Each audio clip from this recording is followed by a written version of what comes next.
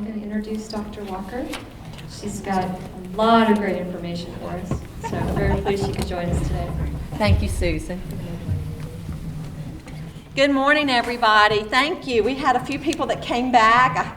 I love it when I get to come. I'm Martha Walker, and I work for Virginia Cooperative Extension, Virginia Tech, Virginia State, your land-grant institutions in the Commonwealth. And in this room, there were several extension agents. I know Kathy's over here from Albemarle County, and John Thomas is here somewhere. So any other extension agents that I'm not seeing right now, but they were in and they were visiting. My job today is to talk to you about things you already know. So I don't know what I'm going to add to what you do, but how farms are actually supplementing their income. So let me just give you some stats first. Is that all right? Just to share very quickly. Based on the 2011 statistics, Virginia had 46,400 farms. We raise cows and hogs and turkeys and sheep and fish. We have horses and chickens of all sorts and eggs. We have goats and alpacas and llamas. We have all of that. We have milk. We milk 96,000 cows in Virginia. Hard to believe, but we do. And they produce over 1.7 billion pounds of milk, cheese, other dairy products. In our fields, we grow every crop you can imagine, and some crops that you never thought you would grow. I'll tell you about a farm that's growing hops, and that's becoming hot. So if you haven't recognized that as a hot commodity and seen what's going on, we need to know. This farm started out with herbs, and we'll talk about that. We are doing any kind of bean or specialty crop. We are testing them out. You've already heard about pumpkins and all of the different things. We have forests that are covering a $25+ billion industry in Virginia. So forestry and all the products that are leading from that.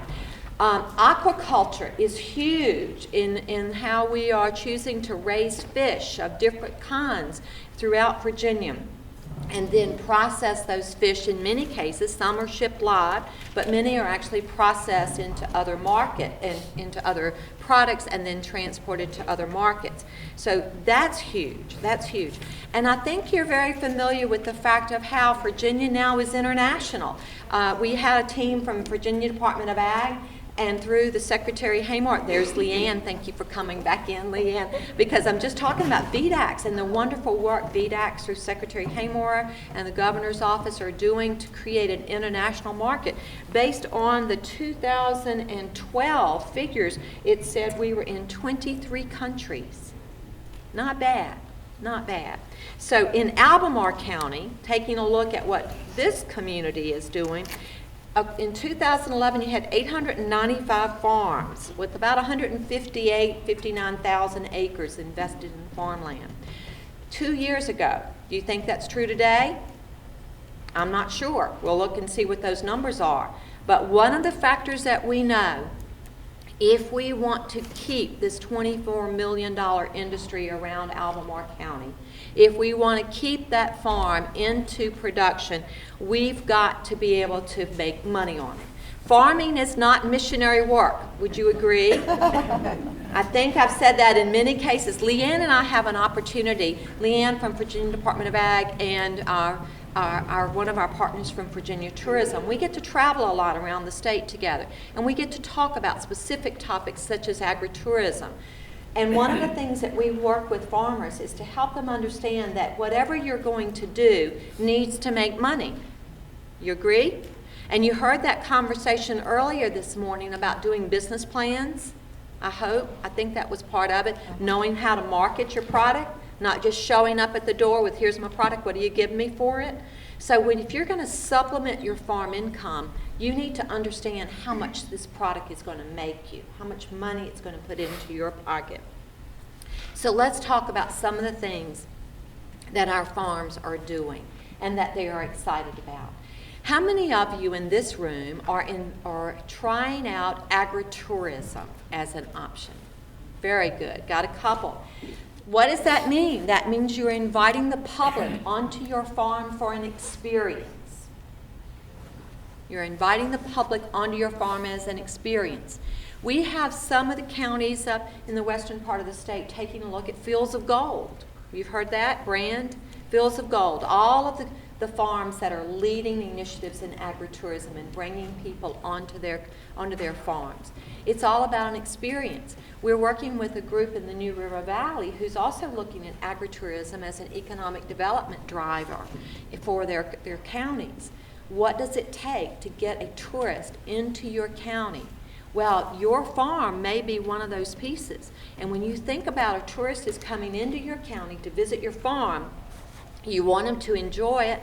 You want to give them an opportunity to spend some money while they're on your farm. So what else are you going to do? You get them to pay for admission, so to speak, to get on the farm. But then while they're there are things they want to do. So you need to take a look at what your farm can offer. But not only what can your farm offer, what can the other farms around you, how can you network with those farms to create an even broader experience? Wineries or agritourism? How many wineries do we have in the room? All right, you're agritourism. That's what you do. So how do you link? You have wine trails all over the different areas. How much fun is that? And you get kind of the wine glass or different things. If Leanne, are you speaking today? You're not? Oh, well, we should have teamed on this one. If Leanne were here, she would help you understand what agritourism really is and what people are doing. From taking a farm into the pizza farm, is that what one of them did? Doing birthdays, wedding events, all types of things and activities people are doing as part of agritourism. We looked at one farm that's right on the James River, absolutely a beautiful setting, who chose to take it into a wedding venue. How much fun is that? We look at another farm up in Northern Virginia called Cows and Corn. Patty Leonard's been at this for a long time. That's a working dairy. And Patty knows how to market. She is the Disney World of agritourism. They understand, here's what the public wants. They want an experience. And our job is to help you as the farmer to understand, how can I make my farm safe? How can I make it attractive and inviting? How can I create an experience? Kind of think that through. The other piece to you, for those of you that are considering agritourism, is how will it increase your bottom line? How will it supplement your income? And that's part of your business plan. That's part of creating a marketing plan like you just heard. That's part of creating a management liability plan. So think about some of those when you think about agritourism, but that's one way. Now let's talk about direct marketing, direct sales. You heard the group that was just speaking talk about they do direct sales. They're right from the farm to the customer. That is a wonderful tool. The people meet you. They're going to be linked to you. They're going to create a connection, a loyalty to you. They know your product. They know where it is. They know what they want, and they will tell you what they want. And they will ask you for things that you may or may not can deliver. And that's where you've got to know what you can actually do and how you can do it. Some of you are very familiar with community-supported ag, CSAs. Any of you participating in any of that kind of pre-selling your farm? Okay, great. That's, again, part of the planning. What does it cost to make the investment in a crop? For those of you that are interested and are not aware of this, community-supported ag gives the consumer an opportunity to invest in the success, and now we have to remind them, and the challenges of your farm. So as they are investing and buying a part, y'all sell shares, is that what you do? Selling shares into my crop, and then do you deliver weekly? Pretty much.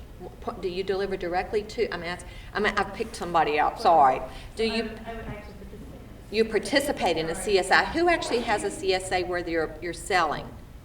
Nobody? Well, you like this, do you get it weekly? Do you get it, okay. Normally what happens is a consumer has an opportunity to buy a share of your farm.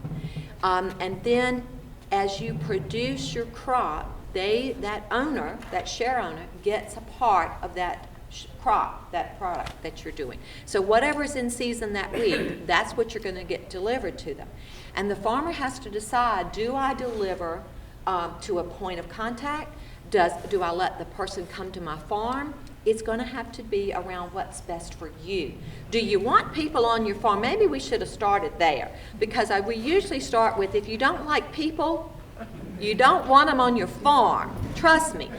They're not like the animals or the tractors and the equipment. So let's just leave the people off the farm.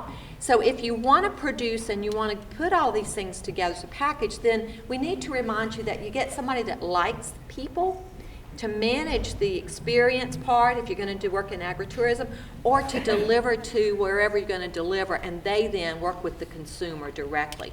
Because as soon as the consumer figures out that the farmer really doesn't want to fool with the people, they'll find a farmer who does want to fool with the people. So just keep that customer service part in mind. CSAs is one. Any of you working with farmers markets or farm stands? Great. Yes. Successfully? Good. We did some listening sessions in Roanoke County recently, and one Roanoke City actually, to take a look at what they're doing with their farmers markets.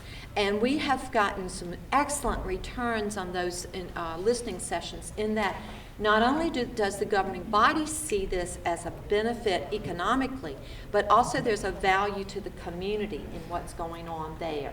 So, and then the local neighborhoods see this more as a networking place, a way to gather people together, introduce children to new vegetables, and the farmers who's actually, they're using some empty lots, they're beginning to see a return on their investment where they're actually making some money.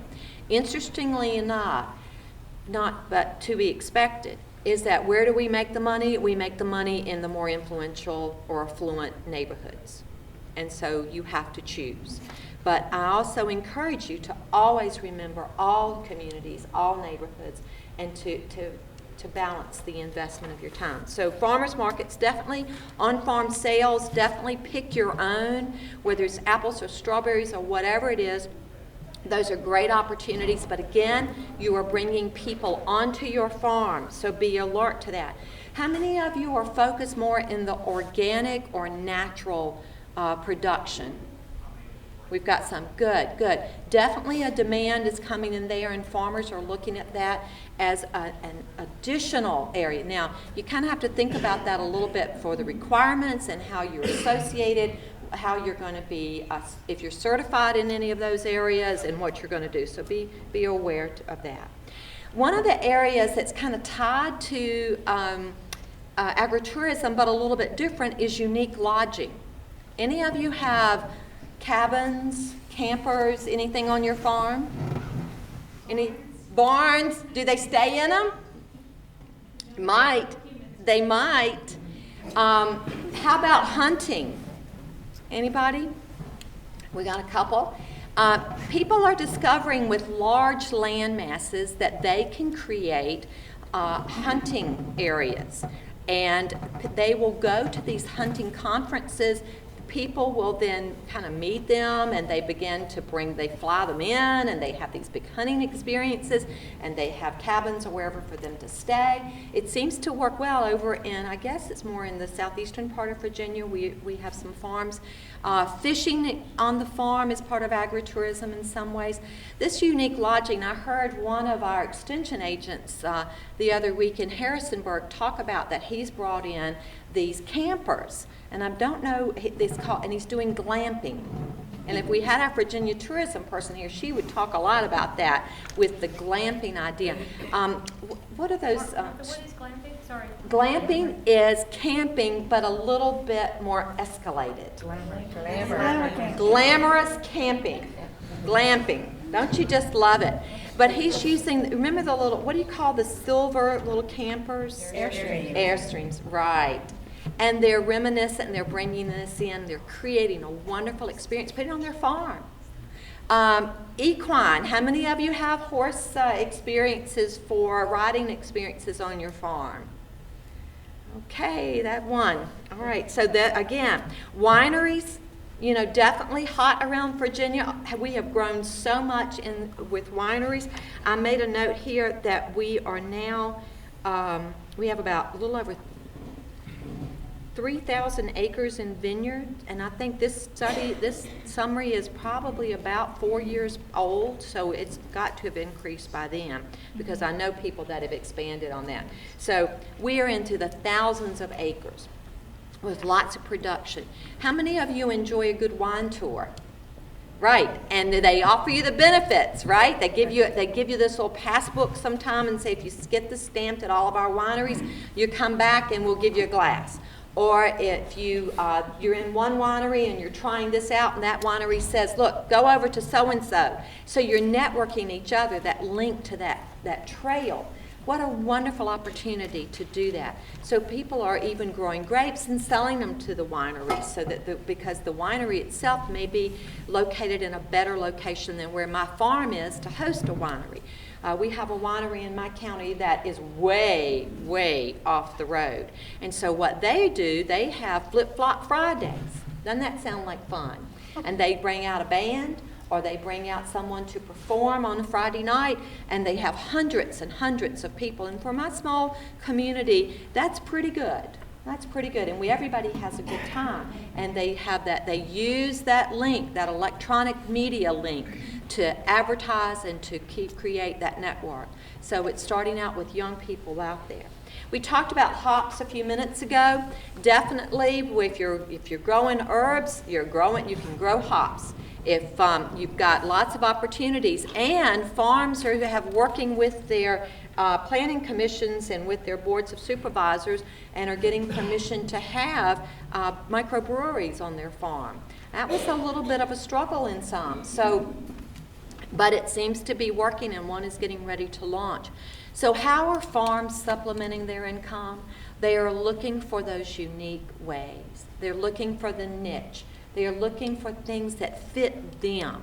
Do I like people? Do I want them on my farm? Do I rather produce and have someone else sell? What is the crop that people are demanding? I'm looking for that. And I'm doing my business plan to find out what actually works and will make money for me. I want to give you just a couple of examples. Did Allie speak today? We talk all the time. You'd think I'd recognize you sitting there. No wonder you're willing to talk to me. So, Allie, thank you. Well, I'm sorry I missed that presentation. But Allie and I talked earlier, and so you told them about what you're doing. But I didn't give statistics. Well, she gave me a few, so I wrote them down. I want to share with you. Allie talked to you about some of her cannery and what she's doing with the commercial kitchen and Virginia Food Works, right? Well, this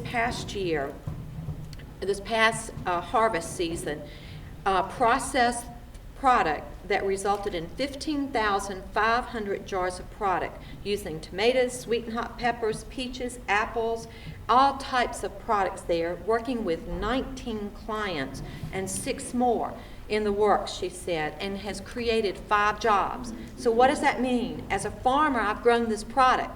I've got all this product, I couldn't sell it, or I didn't sell it, or I don't want to sell it. What am I going to do with it? Is there a recipe that I think will work? Can I sell? Is there a local grocery store or market that I could sell a value-added product to? Well, that's what she's doing. And so it seems to be working. So that's another way to supplement. So you're going to want to talk to her more about this if she didn't give you those stats. Let me tell you about Billy Clifton. I mentioned about the herbs. Billy has Sunflower Cottage Herb Farm. She has now expanded and is growing the hops and is opening up a microbrewery on her farm this year. So I want you to watch her.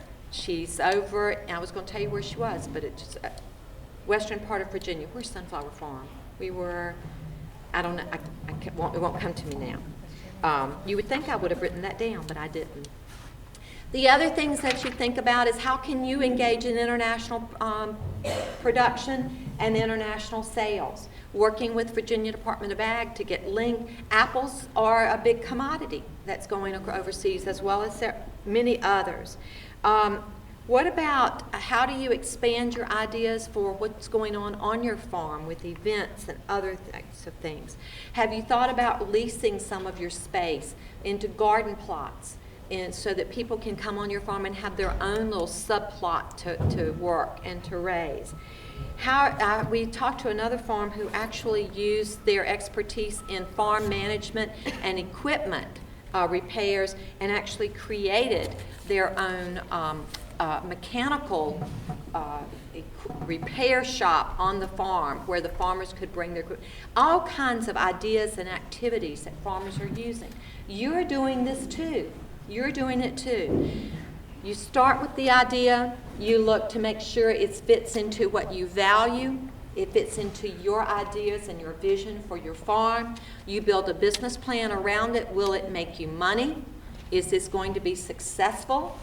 You move from there, you're looking at the market. How will I market this? How will I use the free media options? How will I expand it? How will I create a network with other farmers so that I'm linked, whether it's to a winery or directly to the farm if I want to do value added? Maybe I can't produce all the product I need for CSA, so maybe I need to partner with others. You pull all of those pieces together, you write it down, you create your agreements. But the other big thing that I want you to think about, and I always get this when we're doing conferences, is for every new and exciting idea you have, there is an exposure to risk. So if my colleague Jesse Richardson were here with us today, he would say, read the book. There are multiple options, and I think you've got a handout in your packet that I put together for you with a lot of different ideas as well as resources. But understand the risks that are involved. Every time you open your farm or sell a product, there is a risk. There are regulations many times. There's zoning issues that you have to follow. You have to build that relationship with your neighbors, with your county, with your customers. It is about relationships. So in just a packaged small amount of time, I hope this helps. When Susan asked me if I would put this presentation together for you, I sent out an email to all of our agents in Extension and said, okay, tell me what people are doing to supplement their income. And it came back that they are using all of the direct marketing, all direct sales, and agritourism. But one thing I didn't mention that we have to always be aware of is that one way farmers are using to supplement their income is the second job off the farm. And they're doing it for lots and lots of reasons.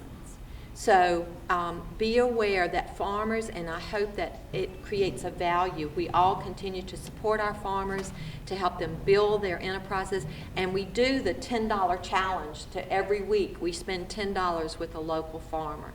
We had a farmer in our area, Sandy River Pork, that just opened their little store just on the corner. It's in an old building, and every time I'm going down that road or going that way, I do my best to stop because I want their pork. It's great pork. I just have to get to it, and they're learning ways to get it out to the customer. I hope this has been informative. Susan, thank you for inviting me today, and I'll try to keep us on time. I think Great, I'm thank you so much. Thank you.